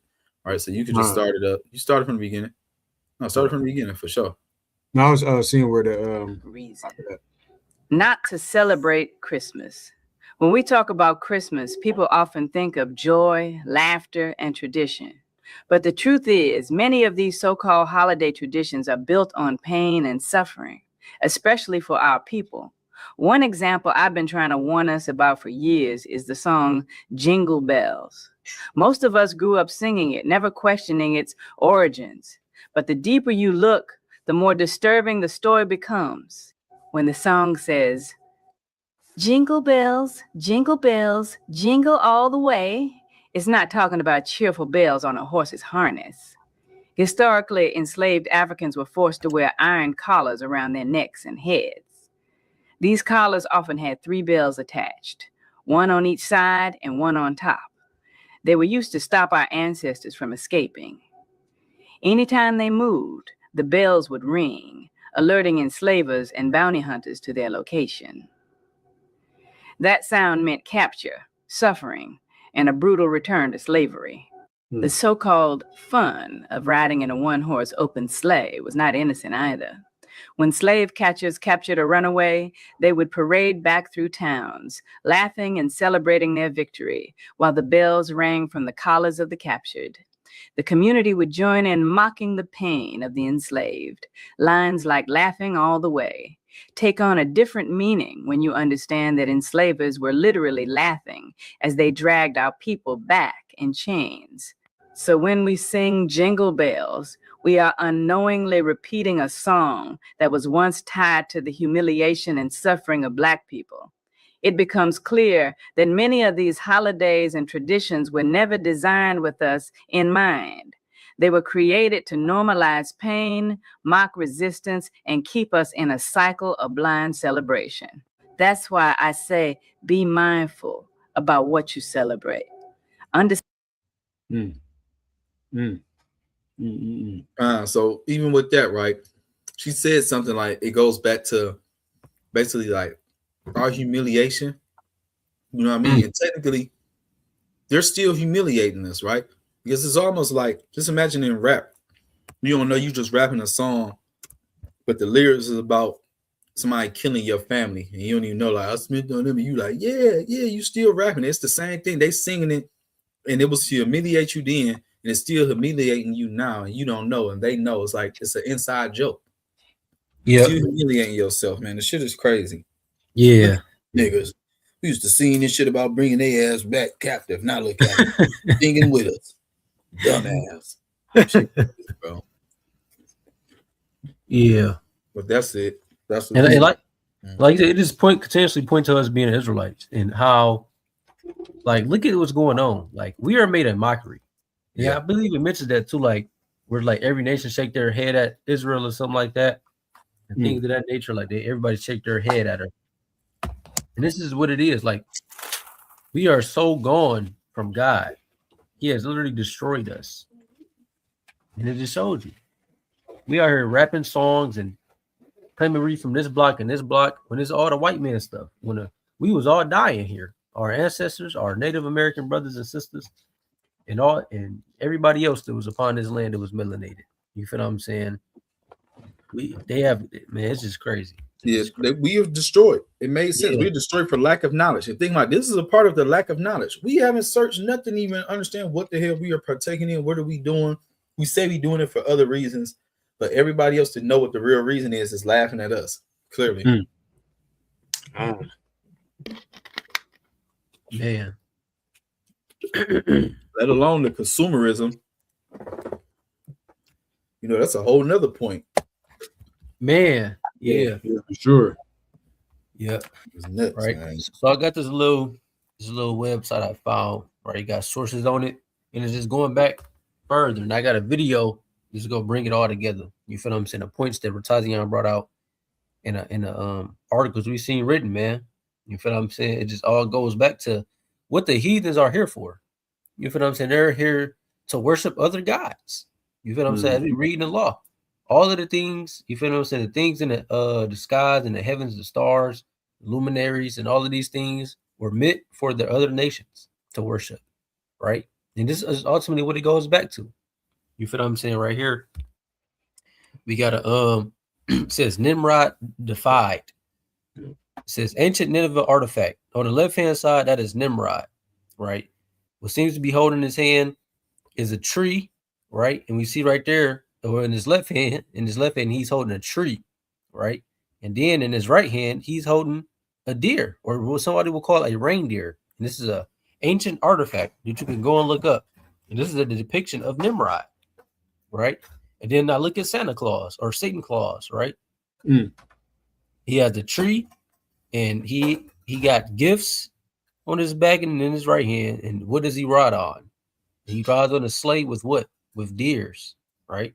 And look at the look what they saying at the bottom. Number 1, long beard, holding reindeer, holding Xmas tree, right? And you can look this up on Google right now. Google search Nimrod's birthday. It's literally going to pop up December 25th, right? And now we can get off into it. You can start reading the paragraphs and stuff.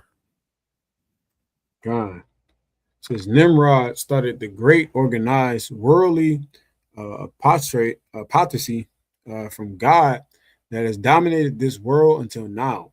Right, because Nimrod defied God, right? He wanted to do all of this. He wanted to build the Tower of Babel and just be above everybody. You feel what I'm saying? He was that natural man. You feel what I'm saying? The son of one of the sons. Was he a son of Cush? I think he was a son of Cush. Yep. Or the son of Ham. Yeah. Yep. Right. Keep going. It says Nimrod married his own mother. God, look at this. Look at this. Nimrod married his own mother. This dude is a damn incestuous demon. You feel what I'm saying? Damn reprobate. Man, reprobate. You feel me? Man. How do you marry your own mother? But this is what the heathens do. This is what the pagan people does. You feel what I'm saying? Keep going. Whose name was Semiramis. After Nimrod's death, his so-called wife, Semiramis, propagated the evil doctrine of the survival of Nimrod as a spirit being. Claimed a full-grown, ever-growing tree sprang overnight from a dead tree stump, which symbolized the springing forth unto new life of the dead Nimrod. Right. So she thought, his damn mother wife thought her son husband was coming back in the spiritual realm, or in the, I don't know, was a spirit coming back within a tree to represent his damn rebirth from unto a new life. This is madness. It's about it grew overnight. How long do trees take to grow, bro? So it sprang overnight, bro. Green evergreen. They take years. Bro, don't it take like 1,000? I mean, roughly, I gotta say at least like 500. Let me just see. Certain ones, but that's crazy. This nigga said mother wife is crazy. My God. A full-grown tree. Let's see. I just want to look it up on my phone real quick because I know that junk take at least 500 years. Decades and decades, man. Hell no. I would say a few centuries. Let me see. So like even for it to be something noticeable, like, you know what I mean, it would be decades, and then it can even go into hundreds of years. How long these trees be growing? They still be growing centuries. You know what I mean? But let me see. I'm doing it right now. Let me see. Say 5 to 30 plus years. Yeah. So 6 to 30. 6 to 30 up. That's crazy work. 20 to 40 plus years. It's just the way it grew overnight. This is what these damn Hamites believe in, right? Keep going. God says on each anniversary of his birth, she claimed Nimrod would visit the evergreen tree and leave gifts upon it. December 25th was the birthday of Nimrod. This was the real origin of Christmas, of the Christmas tree. It's right. The plain truth about Christmas. Right. This was the real origin of the Christmas tree, right? Because as you see in Saturnalia, I don't believe they had a tree, but they just had festivals. So now, pull up that video, that YouTube video I got in the chat. Yeah, it ain't mentioned tree. It mentioned reefs. It mentioned the other hanging stuff. It didn't necessarily mention the tree. You're right. They had the other greenery and festivals and gift giving. Exactly. So this is what the Edomites do, right? The AK, the Romans, the Greeks, they take other pagan deities and all of these things, and they bring them back to life under their own understanding, under their own thing, right? You got to pull it up, Kanye. Yep. This fair use. You feel what I'm saying? Let me pull that up real quick. I got it. Yep. Babu Kushah. I mean, the water. Yep. Right. Fair use, man. This is for criticism, comment, news, reporting, teaching, scholarship, education, and research, man. That's all we using this for. God. Yeah. Let's play this Right. video. Now, this video is going to bring it all home just to see how these people go about these things, man. You go ahead. Christmas, a time of joy, lights, and family traditions.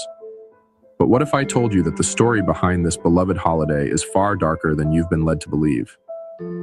Christmas, as we know it today, didn't begin in a stable in Bethlehem, but in a kingdom of rebellion led by a tyrant named Nimrod, a figure whose shadow looms over history, myths, and religions alike.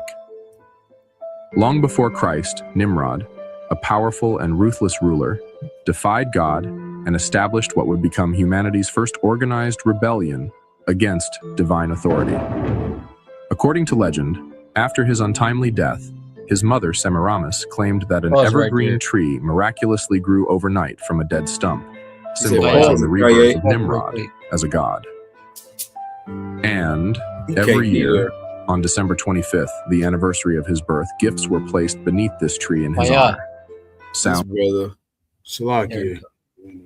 You all good, but right, I just wanted to mention that because this is what God does. God has been doing this for a long time. He rose up Nimrod just to make his power known. You feel what I'm saying? He rose up Nimrod to be this great man, to do all of this, that, and the third, just to unalive him and to get rid of Babel, to get rid of the Tower of Babel and all of these things, man, to make these people a mockery at the end of the day. You feel what I'm saying? The same thing he did with the Pharaoh. You feel what I'm saying? The Pharaoh of Egypt. He rise up these people just to make fools out of them at the end. You feel what I'm saying? And this is why we have to understand that we are blessed to be Israelites, and we are blessed to have this knowledge and this truth, man, because look at these people. Really look at the state of this world and how deep people are into paganism without even knowing it. Without even knowing it. That's the key right there. Ooh. Yeah.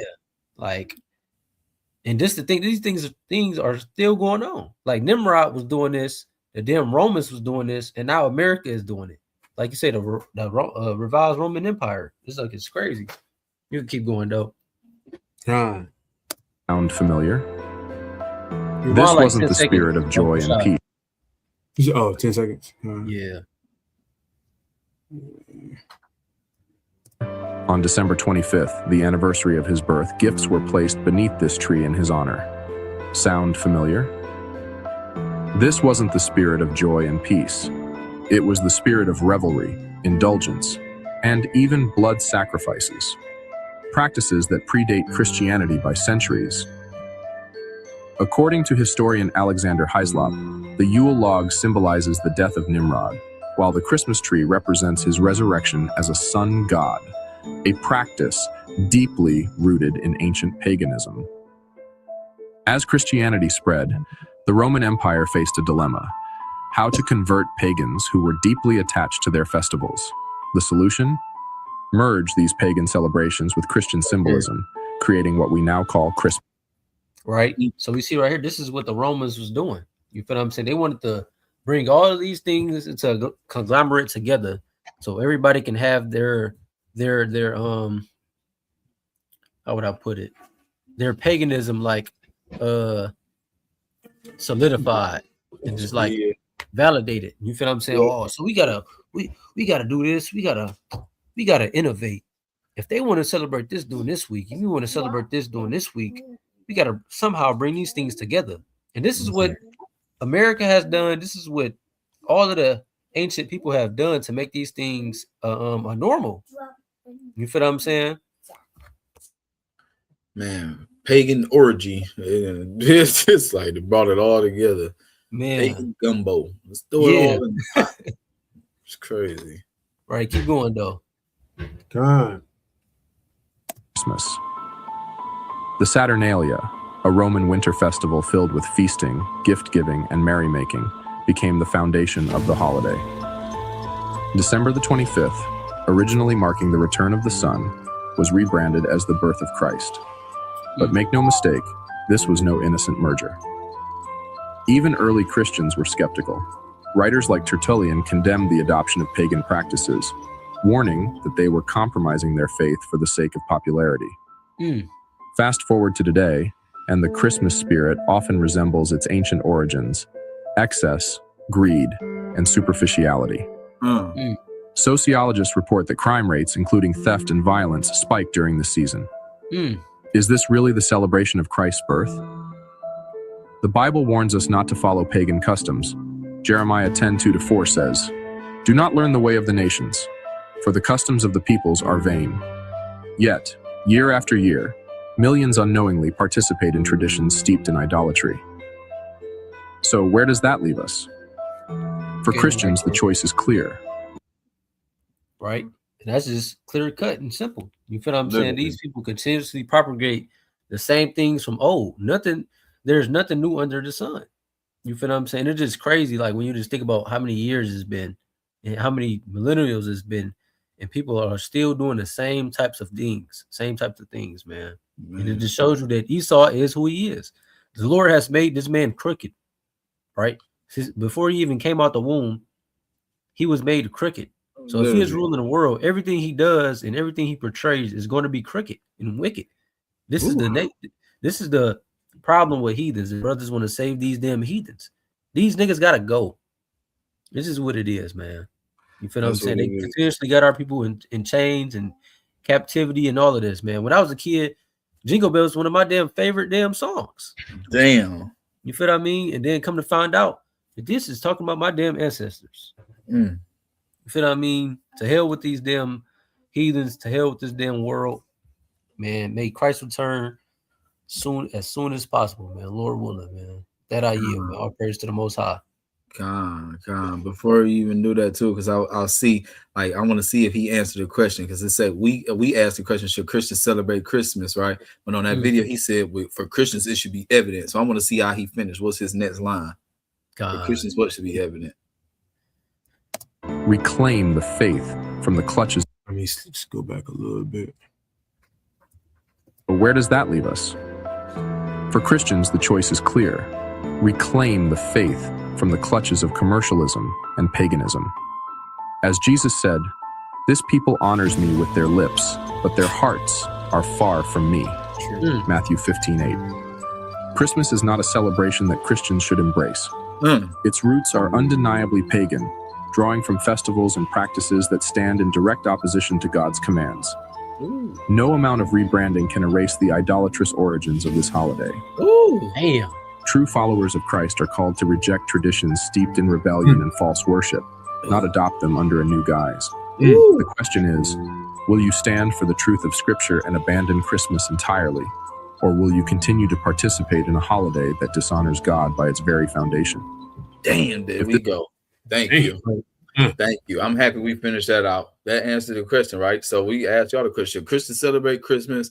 They gave it to you. There's no amount of rebranding that you could ever do to cover up what this thing represents. It represents rebellion against God, hatred, Satanism, paganism, and pretty much against so-called Black, Hispanics, and Native Americans who all love to participate in this. This is against you. It's against your God. It's against everything that the Bible speaks of, man. And you had something to say, Kanye? You go ahead. No, I was saying Khan. And it just shows you that not one damn heathen is about to give up some damn Christmas and all of these things. Nope. It's impossible. These people, this is their heaven. You feel what I'm saying? America, Babylon the Great is everyone's heaven besides the Israelites. They're awoken. You feel what I'm saying? Everybody looks at this place as heaven. You feel what I'm saying? And the world, man. And it's just, this place got to come to an end, man. I have to pray speedily the end of the day that this place get destroyed, man. I'm tired of this. It's no way they're gonna humble themselves, or like you said, stop participating in their heaven, doing stuff that's made for them. This is for them. This is set up for them to participate in. And it's like, why would they choose to turn away from this? right now at this time. There's no reason for them. They don't have to be scared or humble under us and no God is with us or nothing. This is their time. God. Yeah. So I do got a couple points of Bible. You was gonna say something? Yeah, I just had two quick points. Two scriptures, man. Just this, it should be clear as day. If you still celebrating Christmas, if you still going along with this, I don't care what the excuse is. It's for the kids or whatever the case is. Any of these holidays in this wicked country, in this wicked land, then you are partaking in their evil, and you're gonna reap what you sow. It's just simple as that, right? Right. Like I said, I had two quick points, man. You can bring out this Deuteronomy 6:14 to 15 through 15. Bible shot. God. This is the book of Deuteronomy chapter 6. I'm gonna start at verse 14. Ye shall not go after other gods, of the gods of the people which are round about you. Right. This is clearly in the law of God. We're not supposed to go after other gods. We're not supposed to put any gods before the Most High. We're not supposed to be worshiping anything outside of Yahawah. And it says specifically the gods of the people which are round about you. These other people have things that they're worshiping. They have their own deities, right? We are God's chosen and holy people. We're not supposed to be worshiping and going a whoring after their customs. It's rooted, everything that these people do, these heathen, is rooted in paganism, mythology, whatever it is that how they say it, that is what it is rooted in. We worship the one true living God. There should be no reason why we are enticed to follow these people's gods, which are no gods in reality, right? You keep going. It says, for the Lord thy God is a jealous God among you, lest the anger of the Lord thy God be kindled against thee and destroy thee from off the face of the earth. Right. And that's part of the judgment that our people are going to face. You know what I mean? The ones that do not make it out of Babylon, not only are you not, not serving other gods is part of the commandment. So you not keeping the commandments, and that specifically, you following after other gods is provoking the Most High to jealousy. And he's going to destroy you. His anger is over you. You really got to understand what you're doing when you going and celebrating these things. It doesn't matter your intent. It doesn't matter what you are claiming you're celebrating for. You're doing on the day that these people have sanctified. You're doing it on the same appointed time on their feast days. Then you're partaking in it. It doesn't matter what you believe you're doing. That's just as simple as it is. It's clear cut. It's no excuses. It's no reasoning that you can give as to why you have to wait till the 25th of December, or even in the season to give gifts and be merry and have joy. You serving God, you alive, that should be your reason to have joy. Your people around you, we have new moons every month to give gifts if that's what you want to do. It's just as simple as that, right? And I have one more, just showing like the fate of these people and what they really are putting their hope in and what they come to, right? You can bring out Wisdom of Solomon chapter 13 and verse 10. Wisdom of Solomon chapter 13 and verse 10. But miserable are they, and in dead things is their hope, who call them gods, which are the works of men's hands, gold and silver, to shew art in, and resemblances of beasts, or a stone good for nothing, the work of an ancient hand. All right, look at this. This is what it is. But miserable are they, and in dead things is their hope. People believe in all manner of foolishness out here. They don't believe in the one true God. So their hope is vain, is vanity, right? The faith that these people proclaim, they are deceived. We are not like them. We understand the truth. You know what I mean? For family and friends that you constantly telling you're not supposed to be celebrating these things that has pagan roots. If they can't accept that, understand it, just like we always say, the Most High has everybody where they're supposed to be. You know what I mean? We're supposed to be that light and example to the world, whether the world understands or accept it, right? We're their ambassadors and representation of the Lord, right? So these holidays, these wicked, convocations, these wicked feasts and festivals that these people are having, they are rooted in vanity. And that's what you're going to come to. If your foundation is vain, then your end will be vain as well, man. So all praise to the Most High. I just wanted to bring them two scriptures out, man. So that I yield. I just got two really to bring as well too. Can we get Romans chapter 12?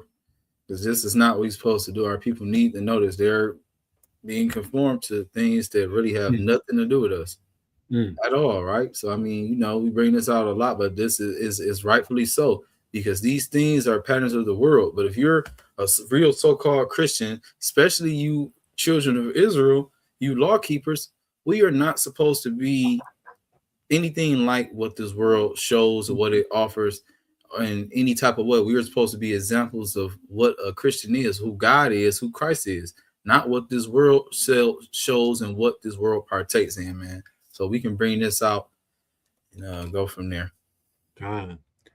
This is the book of Romans, chapter 12, and verse 2.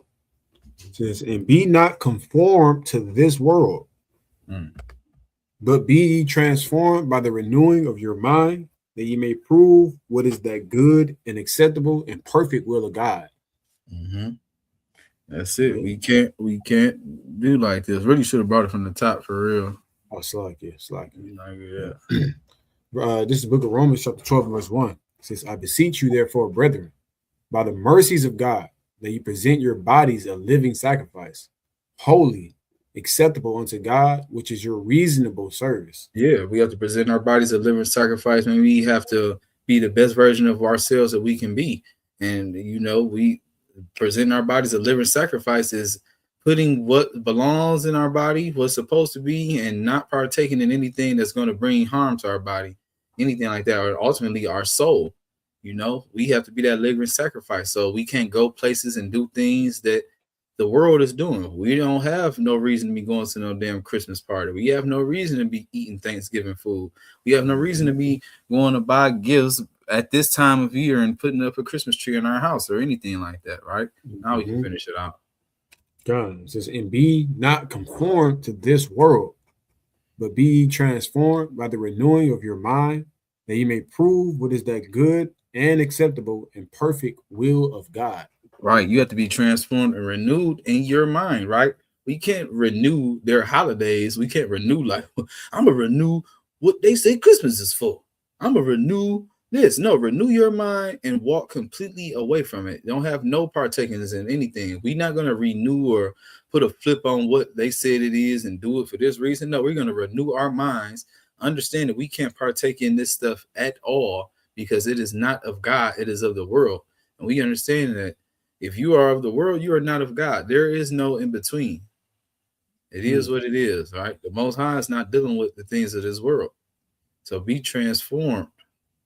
Don't be conformed to this world. We have to be transformed by renewing of our mind. And if I was going to get some, let's go. Let's say about the world. What's that in John? What's that? Is it 1 John 4? I love not the world. Yeah. Or is it 3? 3. It's 3. Yeah. Oh no, actually. It might be 2. So like it might be 2. Oh, it's 2 and 17. I know it's one of them, John. Yeah. I think it's 2 because it's later on. Yep, it's a little further down. Yep, 15. Yeah. This is the book, 1 John chapter 2 and verse 15. It says, love not the world, neither the things that are in the world. If any man love the world, the love of the Father is not in him. For all that is in the world, the lust of the flesh, and the lust of the eyes, and the pride of life is not of the Father, but is of the world. That's right. And the world passeth away, and the lust thereof, but he that doeth the will of God abideth forever. That's right. The will of God. And the will of God is to do his will, to do what's pleasing to him. And just like Romans said, don't be conformed to the patterns of this world. Don't be conformed to this world. Be transformed by the renewing of our mind. Because if you conform to this world, hey, if you holding on to this, if it said the world gonna pass away and you holding on to it, what the hell about to happen to you? You're about to pass away as well, right? And let's just get that. I'm gonna yield with Jeremiah 10, just because, you know, this is another thing we're not supposed to do. Learn the ways of the heathen at all. And this literally identifies with Christmas right here. You start from the top. You house of Israel, you real Christians, you real followers of Christ. If you truly believe on Christ, if you truly are a soldier of God, if you believe that you're the children of Israel, hey, listen to this, and we wash our hands with you. right here. That's it. We wash our hands with it because it's off our hands now. Yep. This is the book of Jeremiah, chapter 10 and verse 1. Hear ye the word which Yahawah speaketh unto you, O house of Israel. Thus saith Yahawah, learn not the way of the heathen, and be not dismayed at the signs of heaven, for the heathen are dismayed at them. Yep. For the customs of the people are vain. For one cutteth a tree out of the forest, the work of the hands of the workmen with the axe. They deck it with silver and with gold. They fasten it with nails and with hammers, that it move not. Mm-hmm.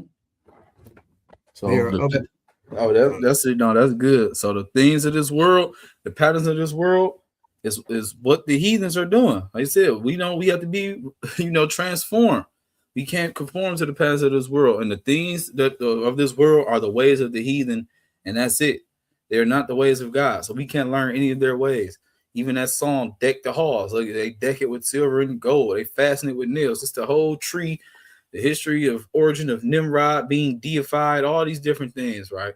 So we're not supposed to learn none of the ways of the heathen and any of their ways, right? And even with this is a cold cut on anything, because if the ways of the heathen are not supposed to be learned, like what the hell is the heathen supposed to do? How do they learn anything else? Their ways is the wrong way. So how the hell would they even know to do the right way if they don't have any examples or willing to follow what the example are? Like, they have nothing to really follow, because the heathen way is the wrong way in general. They're made that way. It is what it is. Yeah. With that, I yield, man. I thought of one more, just going off that too, just looking at the state of this world, looking at everything. This should be playing in your mind, especially around these holiday seasons when these people are, festive and the world is in quote unquote mirth and joy, right? You can bring out 13 and 14 Bible Koshah. You said Matthew 7, 13 and 14. God, this is the book of Matthew, chapter 7, verse 13. Enter ye at the straight gate, for wide is the gate, and broad is the way that leadeth to destruction, and many there be which go in thereat. Nice. Because straight is the gate, and narrow is the way which leadeth unto life, and few there be that find it. Right. This should be playing in your mind at all times, especially around these seasons. The world is following after this vain custom, this vain idolatrous custom. And for you, the chosen people of God, we're supposed to be that set apart, that few. We're supposed to be that few that are keeping the commandments of the Lord, having faith, being steadfast, continue to endure.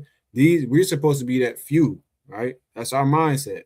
But it says broad is the way, and wide is the gate. That is this current world. And we know this world is going to pass away, man. So this should be, like I said, on your mind continuously in these last days, man. So all praise to the Most High. That I yield.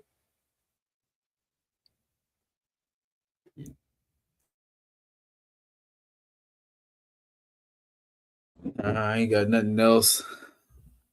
All praise to the Most High, man. Another live class, another opportunity, man, to bring out the truth of God, man. I ain't got any of my note. Y'all don't shop. You got any more points? Con, you have that Revelations 14 for me real quick. Con. This goes into just the worshiping the image of the beast, the number of his name, and all of these things, man. Scroll down. You doing start at 9? Yep. God. This is the book of Revelation, chapter 14 and verse 9. It says, and the third angel followed them, saying with a loud voice, if any man worship the beast and his image, and receive his mark in his forehead or in his hand, the same shall drink of the wine of the wrath of God, which is poured out without mixture into the cup of his indignation. He shall be tormented with fire and brimstone in the presence of the holy angels and in the presence of the Lamb. Right. So if you still worship in this place, Babylon the Great, aka America, you feel what I'm saying? Till that day, you worship in his image, or worship the beast in his image and receive his mark in his forehead or his right hand, you just done for. You feel what I'm saying? If you still cleaving to these wicked ass holidays, July 4th, Easter, celebrating all this pagan idolatry stuff, man, you are aligned with this place. And at the end of the day, if the Lord is going to bring judgment upon this place, and this is why we are warning our people, so y'all can dodge the things that's coming upon this place, man. You feel what I'm saying? And it goes to show, you feel what I'm saying? If y'all diligently just research simple things, y'all can easily find things out about this place, man. It's not what it seems. Like I always say, this place is a damn green screen. It's selling you a dream. All right. With that, I yield, man. Hungry? Give me a sandwich. I see Megan posted something about wisdom of Solomon 14. I know it's mentioned spiritual fornication in there, I believe 14 and 12. He said 21 to 22 though. You pull that up real quick. Let's see what that's talking about. 14 and 21. Yeah.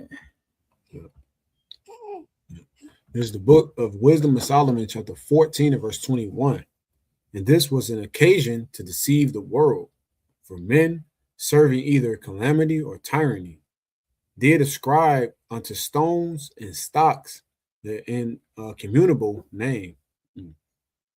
Tis moreover, this was not enough for them, that they erred in the knowledge of God, but whereas they lived in the great war of ignorance, those so great plagues called they peace. They live in a great war of ignorance. I would say that our people are in a great war of ignorance right now, because he said our people are destroyed for lack of knowledge. You know what I mean? And people want to remain ignorant. That's the thing about it. The information is out there for you to grasp, for you to find. It's not hidden, you know what I mean, anymore. But they understand that these people we don't give a damn about anything else besides partying and bullshitting. And that's just it. That's it. That's all our people want to do. Party and bullshit and party and bullshit. And that's it continuously. Yeah. But they gonna see right now the Most High has been so merciful, because there's so many things that's happening, so many prophecies that's going on right now, and he giving us pretty much all the time in the world to really recognize it and to try to clean up before, you know, the master of the house come back. But hey, what you gonna do with it? Right. All praise to the Most High, man. We've been on here almost 2 hours, man, slamming on this pagan holiday that our people love to participate in. And I hope, you know what I mean, through the spirit, that we don't see another one. I hope this is the last Christmas y'all see. To be honest, I'm hoping this is just Babylon. This is Babylon's final Christmas, man. Want to get the hell up out of here, man. Let's see things ruled in righteousness. All praise to the Most High. I hope y'all was edified. Hope y'all took some notes. Hope you learned something. I sure did. So I hope y'all did too, man. Make sure you like, share, subscribe, support, leave some comments. If you can, if it's on your heart, hit the cash app at Yahawah's Law Keepers, man. Keep the faith, keep the commandments to the best of your ability, man, and pray, meditate, and make sure you make time to fast, man. Make time to fast. Sometimes give up something for God. But if you ultimately want to get something the best off of you, do the Day of Atonement like fast, man. No food, no water, dry fast for the Lord, man. So you can draw closer and near to him. Get that clarity, that insight, get those blessings, and receive that covering. That's right. Fast and pray, man. Fast and pray in these last days. Lord willing, we will be back again on December the 30th, Tuesday at 8:30 p.m., man. I ain't gonna talk y'all to death. We've been on here almost 2 hours, man. So, Lord willing, like I said, y'all take heed, man. Tap in with us, let us know, show some love, stay in the spirits, man. So with that, I like to say, Call Halal, Yahawah, Bahashim HaMashaYACH Yahawah, say Shalom and Ahabathum. Call me Yasharala, Shalom. Shalom, shalom, family. Ahabathum. Shalom, shalom, Ahabathum.